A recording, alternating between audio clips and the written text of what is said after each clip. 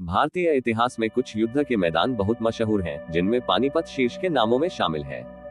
भारतीय इतिहास में यहाँ हुए 3 युद्ध बहुत प्रमुख स्थान रखते हैं, जिनके बारे में कहा जाता है कि उनके होने के बाद देश में बहुत कुछ बदल गया था। चलो बात करते हैं पानीपत की प्रथम युद्ध की। पानीपत का प्रथम युद्ध 21 अप्रैल 1526 में पानीपत के निकट लड़ा गया था। पानीपत वह स्थान है जहां 12वीं शताब्दी के बाद से उत्तर भारत पर नियंत्रण को लेकर कई निर्णायक लड़ाइयां लड़ी गईं। पानीपत के प्रथम युद्ध ने ही भारत में मुगल साम्राज्य की नींव रखी। यह उन पहली लड़ाइयों में से एक थी जिसमें मुगलों ने बारूद, अग्निशास्त्रों और तोपों का प्रयोग किया। पानीपत का प्रथम युद्ध ज़हीर-उद-दीन बाबर और दिल्ली के लोदी वंश के सुल्तान इब्राहिम लोदी के बीच लड़ा गया था। इस युद्ध में ज़हीर-उद-दीन बाबर ने लोदी को परास्त किया था। अनुमानित कहा जाता है कि बाबर की सेना में लगभग 15,000 सैनिक और 20 से 24 तोपें थीं, और इब्राहिम लोदी की सेना में लगभग 30,000 से 40,000 सैनिक और कम से कम 1,000 हाथी थे। अस्त्र शस्त्र ही नहीं बल्कि बाबर की तुलगमा और अरबा की रणनीति ने भी उसे जीत के लिए प्रेरित किया। तुलगमा युद्ध नीति का अर्थ है पूरी सेना को विभिन्न इकाइयों में बाएं और दाहिने भाग को आगे तथा अन्य टुकड़ियों को पीछे के भाग में विभाजित करना। इसमें दुश्मन को चारों तरफ से घेरने के लिए एक छोटी सेना का उपयोग किया जा सकता था। अरबा युद्ध नीति का मतलब है केंद्रीय फॉरवर्ड डिवीजन को तब बैलगाड़ियों को अरबा कहा जाता था, और उन्हें वो प्रदान की जाती थी जिन्हें दुश्मन का सामना करने वाली पंक्ति में रखा जाता था, और ये जानवरों की चमड़ी से बनी रस्सियों से एक दूसरे से बंधे होते थे। तब बैलगाड़ियों के पीछे तोपों को रखा जाता था ताकि पीछे छिपकर दुश्मनों पर प्रहार किया जा सके। इसमें युद्ध के परिणाम कुछ इस तरह हुए। काबुलिस्तान के तिमुरिद शासक बाबर के मुगल सेना ने दिल्ली के सुल्तान इब्राहिम लोदी की विशाल सेना को हराया। इस जीत ने बाबर को भारतीय मुगल साम्राज्य की नींव रखने में सक्षम बनाया। इब्राहिम लोदी की मृत्यु युद्ध के मैदान में ही हो गई थी, और सामंतों तथा सेनापतियों व सिपाही जो दूसरे मुल्क में लड़ाई के लिए रखे जाते थे, उन्होंने लोदी को वहीं छोड़ दिया। उनमें से अधिकांश ने दिल्ली के नए शासक के आधिपत्य को स्वीकार कर लिया। अब बात करते हैं पानीपत की द्वितीय युद्ध की। पानीपत का दूसरा युद्ध 5 नवंबर 1556 को उत्तर भारत के हिंदू शासक सम्राट हेमचंद्र विक्रमादित्य, लोकप्रिय नाम हेमू, और अकबर की सेना के बीच पानीपत के मैदान में लड़ा गया था। अकबर के सेनापति खान जमान और बैरम खान के लिए यह एक निर्णायक जीत थी। इस युद्ध के फलस्वरूप दिल्ली पर वर्चस्व के लिए मुगलों और अफगानों के बीच चले संघर्ष में अंतिम निर्णय मुगलों के पक्ष में हो गया, और अगले 300 वर्षों तक सत्ता मुगलों के पास ही रही। सम्राट हेमचंद्र विक्रमादित्य या हेमू दिल्ली का अंतिम हिंदू सम्राट था, जिसने दिल्ली के लिए युद्ध में अकबर हुमायूं की सेना को हराया था। हेमू वर्तमान हरियाणा के रेवाड़ी का था। हेमू सन 1545 से 1553 तक शेर शाह सूरी के पुत्र इस्लाम शाह का सलाहकार भी रहा। उसने सन 1553 से 1556 के दौरान इस्लाम शासन के महामात्य और इस्लाम शाह के सेनानायक के रूप में 22 युद्ध जीते, जो कि सूरी शासन के विरुद्ध अफगान विद्रोहियों के विद्रोह को समाप्त करने के लिए लड़े गए थे। 24 जनवरी 1556 को मुगल शासक हुमायूं की दिल्ली में मृत्यु हो गई और उसके पुत्र अकबर को उत्तराधिकारी बना दिया गया। उस समय अकबर मात्र 13 वर्ष का था। 14 फरवरी 1556 को पंजाब के कलानौर में अकबर का राज्याभिषेक किया गया। राज्याभिषेक के समय मुगल शासन काबुल, कंधार, दिल्ली और पंजाब के कुछ हिस्सों तक सीमित था। युद्ध अकबर और उसके संरक्षक बैरम खान ने युद्ध में भाग नहीं लिया तथा वह युद्ध क्षेत्र से 5 कोस 8 मील दूर तैनात थे। बैरम खान ने 13 वर्षीय बाल राजा को व्यक्तिगत रूप से युद्ध के मैदान में उपस्थित होने की अनुमति नहीं दी। इसके बजाय उसे 5000 अच्छी तरह से प्रशिक्षित और सबसे वफादार सैनिकों के एक विशेष गार्ड के साथ सुरक्षा प्रदान की गई थी, और वह युद्ध के मैदान से एक सुरक्षित दूरी पर तैनात था। मुगलों की एक अग्रगामी सेना की टुकड़ी में 10,000 घुड़सवार होते थे, जिनमें से 5,000 अनुभवी सैनिक थे जो हेमू की अग्रिम पंक्ति की सेना से लड़ने के लिए तैयार थे। हेमू ने अपनी सेना का नेतृत्व स्वयं किया। हेमू की सेना 1500 हाथियों और उत्कृष्ट तोपखाने से सुसज्जित थी। हेमू 30,000 की सुप्रशिक्षित राजपूत और अफगान अश्वारोही सेना के साथ उत्कृष्ट क्रम में आगे बढ़ा।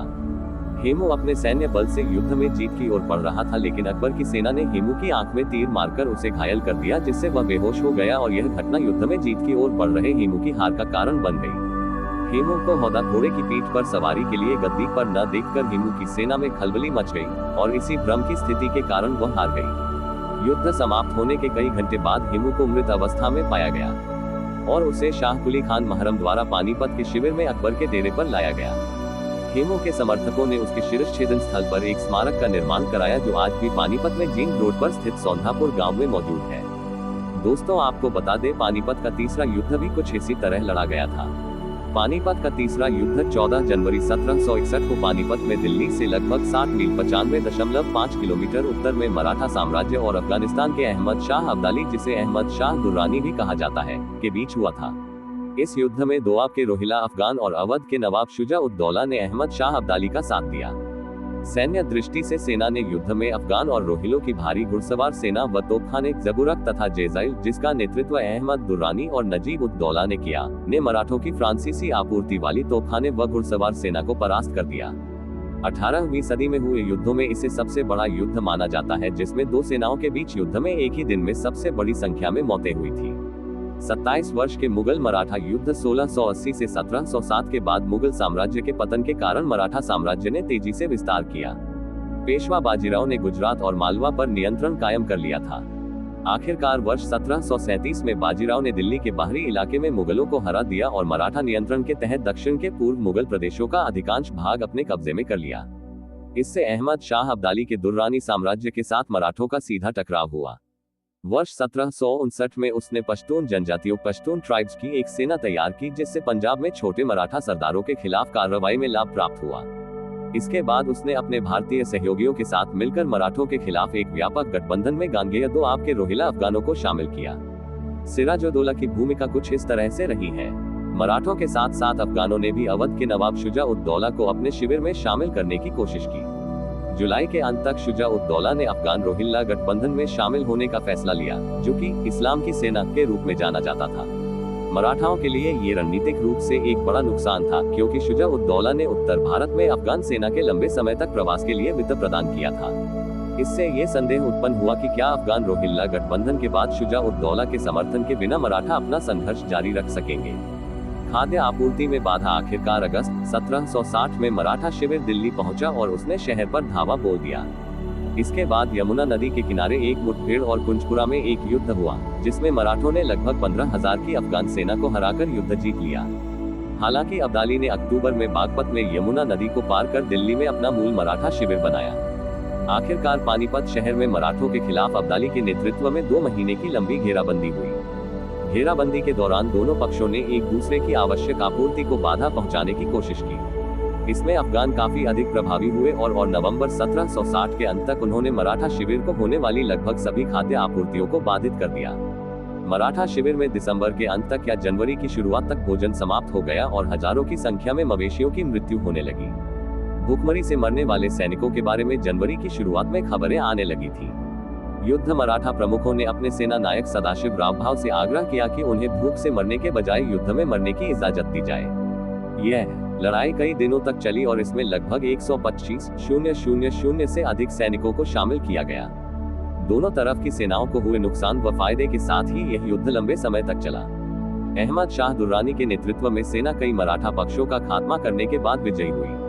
युद्ध में दोनों पक्षों की क्षति का आकलन इस प्रकार किया गया है कि युद्ध में 60,000 से 70,000 के बीच सैनिक मारे गए, जबकि घायल और कैदियों की संख्या में काफी अंतर पाया गया था। युद्ध के अगले दिन लगभग 40,000 मराठा कैदियों का कत्ल कर दिया गया था। युद्ध का परिणाम उत्तर में आगे के मराठा प्रगति और लगभग 10 वर्षों के लिए अपने क्षेत्रों के अस्थिरता रोकना था। 10 वर्षों की इस अवधि को पेशवा माधवराव के शासन के रूप में चिन्हित किया गया है, जिसे पानीपत के युद्ध में हार के बाद मराठा वर्चस्व के पुनरुत्थान का श्रेय दिया जाता है। पानीपत के तृतीय युद्ध के 10 वर्ष बाद वर्ष 1771 पेशवा माधवराव ने एक अभियान के तहत उत्तर भारत में एक बड़ी मराठा सेना भेजी थी, जिसका मतलब था उत्तर भारत में मराठा वर्चस्व को फिर से स्थापित करना।